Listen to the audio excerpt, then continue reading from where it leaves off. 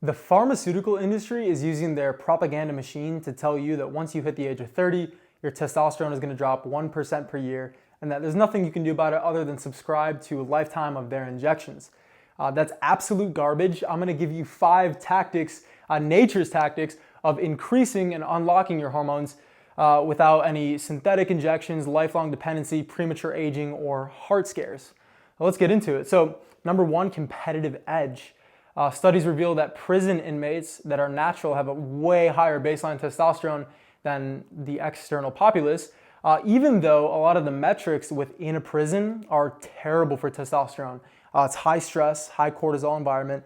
You have artificial lighting everywhere, poor sleep cycles, the food isn't that great, training's not even that great. Sometimes they don't have the best equipment, weight rooms, not a good schedule. But the competitive nature within that prison is forcing their body to jack up their hormones, keep them elevated so that they're in a fight or flight state. So you see this in athletes, even like triathletes that are not prioritizing sleep, and it's not just because they're athletes and they're healthy. A lot of triathletes, marathon runners, they're high stress, they're not getting, they're only getting 5 hours of sleep, they're overtraining, yet sometimes their testosterone levels are still very elevated because of the competitive nature if they've got that down. So adopting, first and foremost, a competitive mindset. So whether that's at work, if you're in sales or whatever it is that you do, competing with yourself, setting your own metrics. So adopting a competitive mindset at the gym, tracking your metrics, and more competitive activities. So this one, I'm not gonna let you just be competitive against yourself. I want you to get back out there. Typically, people stop engaging in competitive sports when they're done with high school or college. But there's plenty of leagues out there, run clubs, softball teams. So even just getting with a group of friends, even simply playing a game of chess, believe it or not, doesn't have to be physical, but that competitive nature is gonna jack up your hormones. So competitive mindset and get back doing competitive things. Number 2, strategic fasting. So fasting is super popular right now and it can be very trendy, but we gotta be careful because even though fasting does raise growth hormone and in a way testosterone, too much fasting, if you're burning out the adrenal glands, if you're just intermittent fasting every day, you're drinking coffee, maybe fasted all the time, you're gonna burn out. Long-term fasting can be detrimental on your hormones. So strategic fasting, knowing, understanding fasting, and then stacking that with training. So this is gonna be stacking. So stack your fasting, do like some black coffee with some high quality fats, and then some ice, cold exposure, which again, these are gonna raise cortisol. They can burn the adrenal. So you wanna stack in a way, what I mean by stacking is strategic refeeds. So we might have a day where we do a 24-hour fast to reset the metabolism, jack up our growth hormone, and then we wanna refeed strategically, we wanna refeed clean, and we can implement our training around that. So the timing of your fasting is going to be key to maximize androgen receptor and density and sensitivity, so that in turn is going to keep your testosterone levels elevated.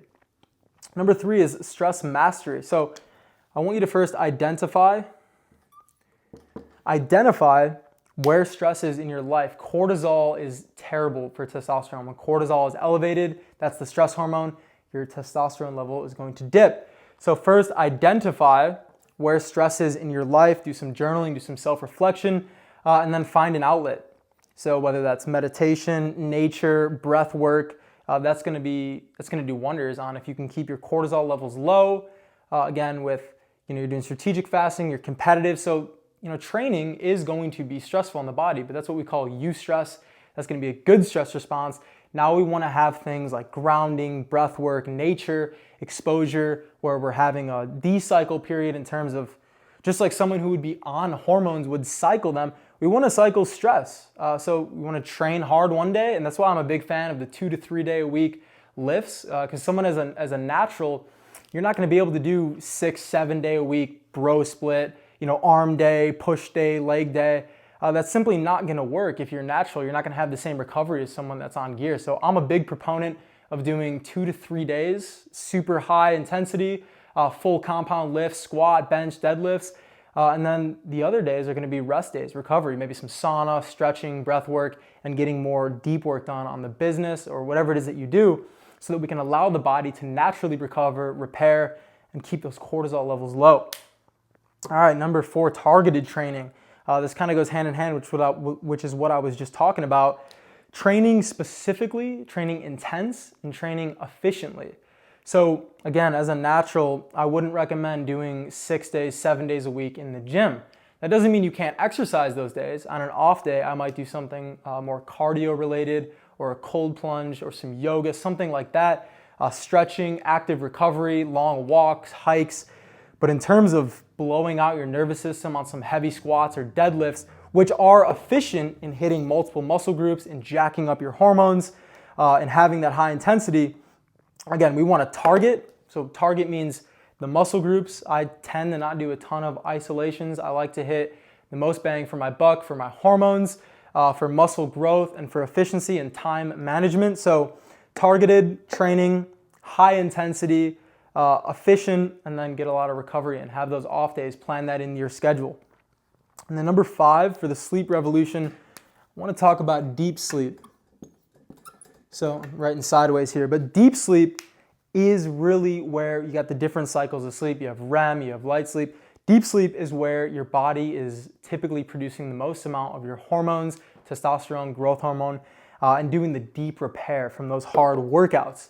So if we can maximize your deep sleep, then we're going to maximize your recovery, and that's going to do you wonders. And you can really compete with someone even that is on a cycle if they're not doing the right things. Because I've analyzed my sleep, I've tracked my sleep over the past couple weeks, and I'm in the top 1% for all metrics, deep, REM, light sleep. So someone that's consistent like me in that is actually going to outperform someone that may even be taking gear, but they don't have the diet dialed, they don't have the sleep dialed. And a lot of people, they want to opt for that quick fix, but they're not even doing the basics first. So whether you want to be super competitive or you just want to be healthy or you want to be sustainable, optimizing your deep sleep is going to be crucial. A couple tips for that would be dinner timing. These are just some basic ones with high return on investment that I've really studied and experimented with myself. Dinner timing is huge for me. If I'm eating, a big meal, at least 3, maybe 2 hours before, not having that big meal right before bed. That helps me digest first, so my body's not in a digestive state when I'm sleeping, but it's in a restorative state. Because remember, the deep sleep is going to be typically the first part of your sleep. So you have different cycles, you have REM cycles, you have light sleep cycles. Deep sleep, your body's going to try to get that in the first couple hours that you're sleeping. So dinner timing is huge. Try to eat before bed. Get morning sun right when you wake up so that we're locking in that circadian rhythm, so that we're setting our sleep cycle around that 24-hour natural clock.